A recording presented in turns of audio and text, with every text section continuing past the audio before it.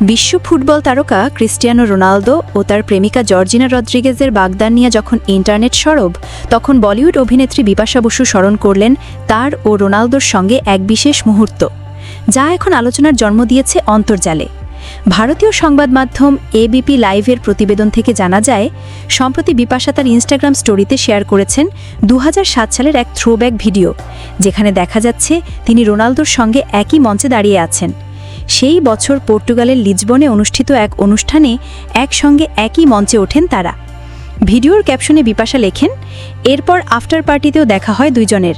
সেই সময়ের একটি ছবি নিয়ে সে সময় বেশ চর্চাও হয়। ছবি দেখে অনেকে ধারণা করেছিলেন রোনালদো বিপাশা বসুকে চুম্বন করছেন। বিতর্কের সময় বিপাশার সঙ্গে সম্পর্কে ছিলেন অভিনেতা জন আব্রাহাম। শোনা যায়, এ ছবির জেরেই বিপাশা ও জনের প্রেমের সম্পর্ক ভেঙেছিল। যদিও এ প্রসঙ্গ নিয়ে আপকে আদালত নামের অনুষ্ঠানে বিপাশা জানান, সে ছবি চুম্বনের নয়, বরং কথা বলার। পার্টিতে শব্দ এত বেশি ছিল যে কথা বলার জন্য রোনালদোকে বারবার ঝুঁকে আসতে হয়েছিল বিপাশার দিকে। এতেই বিতর্ক তৈরি হয় সোশ্যাল মিডিয়ায়।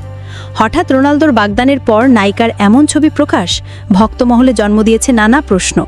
যদিও এসব প্রশ্নের কোনো ব্যাখ্যা এখনও দেননি অভিনেত্রী। এদিকে দীর্ঘ 8 বছর সম্পর্কে থাকার পর অবশেষে জর্জিনাকে বিয়ের প্রস্তাব দিয়েছেন রোনালদো।